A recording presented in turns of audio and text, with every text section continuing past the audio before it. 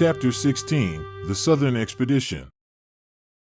All right, everybody, check your gear. We want to be ready to move out in 10 minutes, ordered Harvey Redding, who was just coming out of the home of George Argus, who had given them permission to set up their camp in a large clearing next to his home.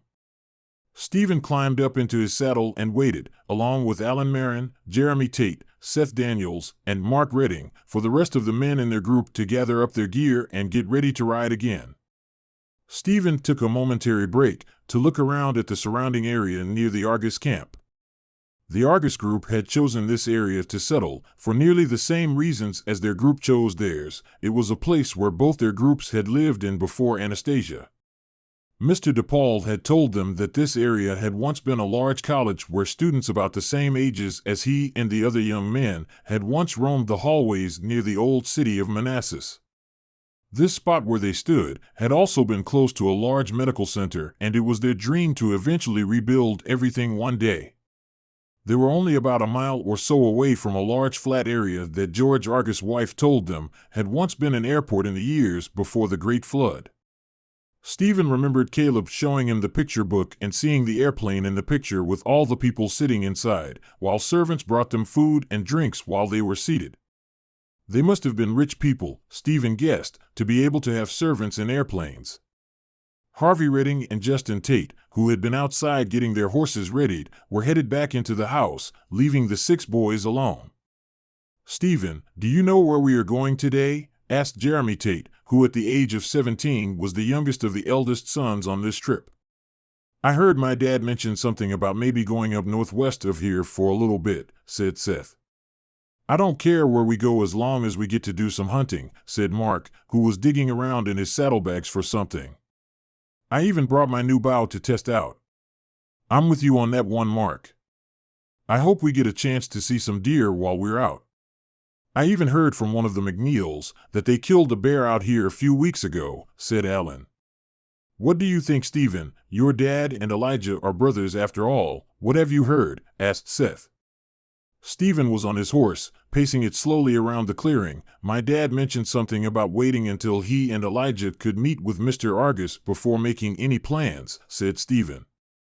Just then, several of the men came out of the Argus home, obviously continuing a conversation that had begun inside the house. To Stephen's ears, it sounded as if they were discussing the plans for the day. Joseph Daniels and Mr. DePaul were the first to reach the boys who were waiting on their horses. "Where are we going, Dad?" asked Seth, who was obviously growing impatient. Joseph laughed. "Relax, son, we were just talking about that inside," explained Daniels, looking over at DePaul to see if he wanted to add anything. "If it were up to me, Joseph, I would take your group and follow the river a few miles south of here. Damn, I wish we had some good maps. Here, I drew this on a piece of paper for you," said DePaul, showing Daniels a hand-drawn map he had made earlier that morning, and then he spread it out on the side of Daniels' horse to show him. DePaul pointed to the map. "Here, follow this old highway, number 28. You will pass by some old markers with the number 28 on them. Follow it for about 2 or 3 miles, then take the southern road, past the creek here, and go south on Aiden Road until you reach the creek. Follow the creek southwest until you reach a small bridge, right here," he pointed to the map. "Along that creek is where we killed a big buck about 2 weeks ago," said DePaul. "But there's more. On the other side of that creek is a large, forested area. One of our groups got to that bridge I showed you on the map and went south about a half a mile or so, and when they did, they started to hear the strangest sounds and noises they had ever heard in their lives. And the trees, you'll see them, the trees along through there, they said that they have these strange markings etched into them," he explained. "What kinds of sounds?" asked Mark. "What kind of marks?" insisted Seth, who was also growing intrigued. After all, it had been an uneventful trip so far, and he and Mark had been looking forward to some excitement. "Like birds or something, and those marks on the trees, they said that they sort of looked like eyes staring at you," DePaul said. "What?" shrieked Jeremy, who was starting to get nervous, while the others seemed to enjoy watching him squirm. "So, you gentlemen might want to stay to the north side of the creek, unless you want to go check it out. That's up you," explained DePaul, who was grinning slightly as he quickly folded up his hand-drawn map and handed it over to Daniels. Thanks for the warning, Julius, said Daniels, carefully taking the map and sliding it into one of the side pockets on his saddlebag. Moments later, the remainder of the Elgin expedition group, along with several men from the Argus, poured out of George Argus' house, slowly making their way over to where the horses were readied and waiting. George, thank you again for your hospitality, said Elijah. And be sure to tell Edith, thank you for a wonderful dinner last night. I will. You be careful out there.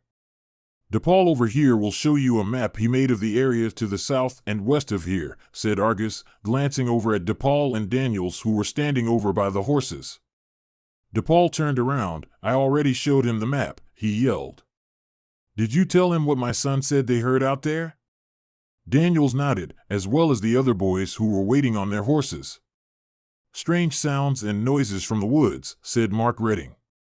The trees have eyes, chimed Seth.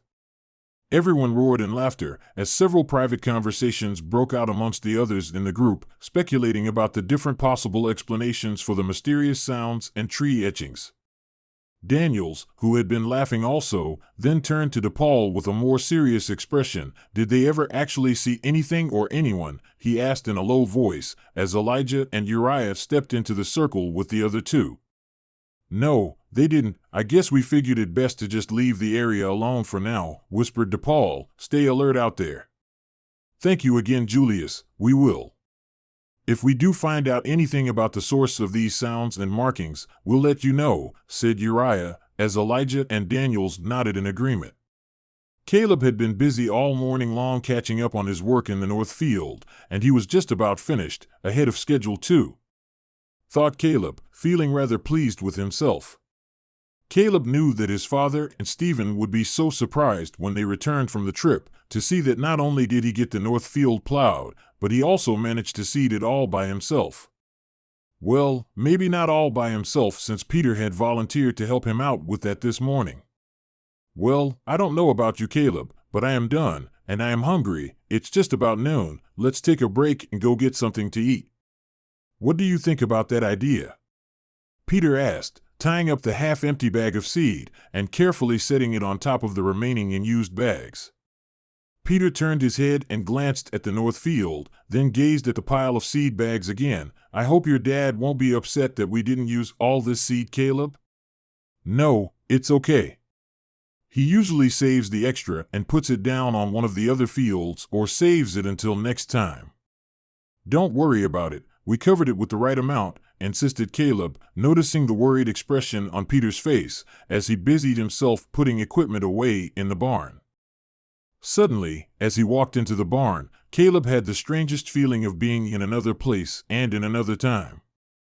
He closed his eyes a moment and then opened them again to see the now familiar, old rundown wooden bridge crossing over a small creek. Then he saw a vision of dozens upon dozens of strange people, some on horseback, others riding in wagons, all crossing the bridge and heading into the dense woods on the other side of the creek where they disappeared. He did not recognize their faces as he stepped closer to get a better look. He could hear them speaking to each other in words he could not recognize. As he stood, watching the procession, he noticed an old man staring at him from the other side of the road.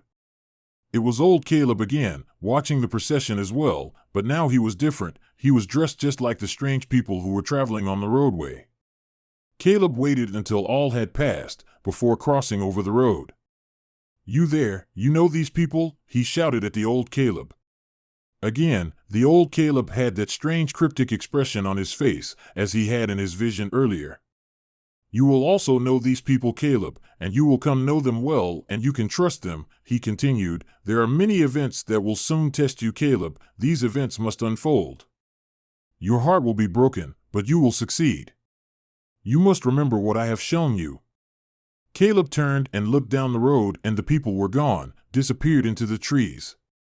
As he turned around again and looked, the old Caleb was gone, and the woods were silent once more. He started to walk towards the old bridge to get a better look, and he could hear men talking loudly in the distance, and their horses clip-clopping on the stones of the old road ahead. As they neared, he could then begin to make out their faces. It was Mr. Daniels and his father riding in the lead horses, and he could see Seth and Stephen with their crossbows tied on the sides of their horses. "Stephen, it's me, Caleb," he shouted, with no answer. It seemed they could neither see nor hear him. As they passed by, he thought he could see the carcass of a dead deer lying across the back of Seth's horse. Caleb's visions often made him feel as if he had an enormous number of chains wrapped all around him, yet he was as light as a feather. The terrific feeling of peace and tranquility, combined with the realization of complete helplessness to alter the events unfolding before him, were often disconcerting to Caleb. When he was younger, it was often during one of these helpless moments where he would awake. Right now, Caleb felt completely helpless to change the events unfolding before him. He sensed danger, but exactly what the danger was, or was from, he didn't know. He breathed in deep, and then turned to face the old Caleb. "What is this supposed to be telling me?" Young Caleb demanded, growing increasingly impatient. "Why am I seeing all these things, this same dream again and again?" "Follow the river until you reach the bridge," calmly insisted the old Caleb. "All things will be understood when you reach your destination," insisted the old Caleb. "Follow the river," the old Caleb continued, his voice trailing off. Caleb reached up with both his hands and rubbed his eyes wearily with the backs of his index fingers. "I'm so tired," he thought. When he opened his eyes again, he saw Peter and Martha staring at him with the oddest expression. Unsure of what exactly to say, one single word just came out without thinking. "What?" asked Caleb. "I asked you, do you want to go over to Peter's house later this afternoon?" Martha asked, standing next to the side of the pile of seed bags, with her hands on her hips. "Is today Thursday?" Martha sighed, looking even more perplexed. "Gee, Caleb, where have you been, guy?" asked Peter. "You kind of faded out on us there for a second. Did you just have another one of your visions, Caleb?" Martha asked. How did she know? Caleb wondered.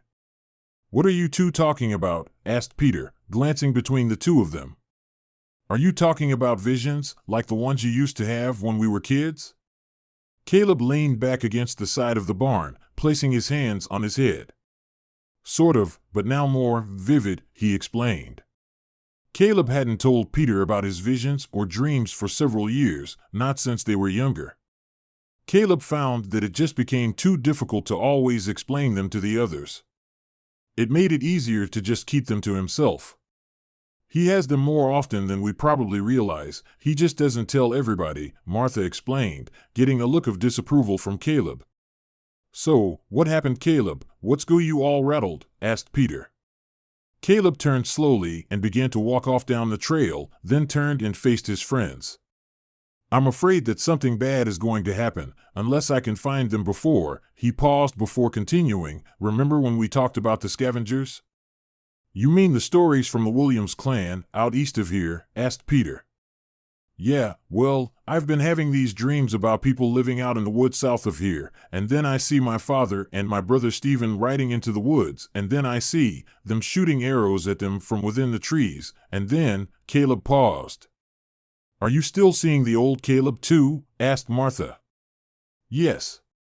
"Old Caleb?" asked Peter.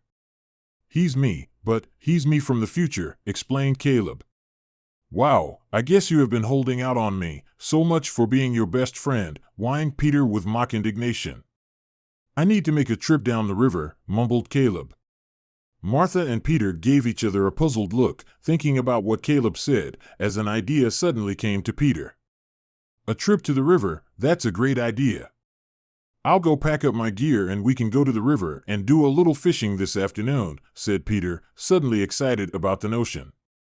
"Maybe it will help get your mind off of these bad dreams of yours for a while." And Caleb held up the index finger of his left hand up in the air. "A fishing trip, what a wonderful idea," he shouted. "Go and get ready, Peter. I'm going to run to my room and pack up some of my stuff." "Let's meet at your house in 15 minutes, exclaimed Caleb, turning around and running to his house before Martha or Peter could say another word. You have been listening to Caleb Elgin, The Rise of the Clans by David E. Farmer. Also available on Amazon Kindle. More chapters coming soon. Thank you for listening. Have a great day. Bye-bye.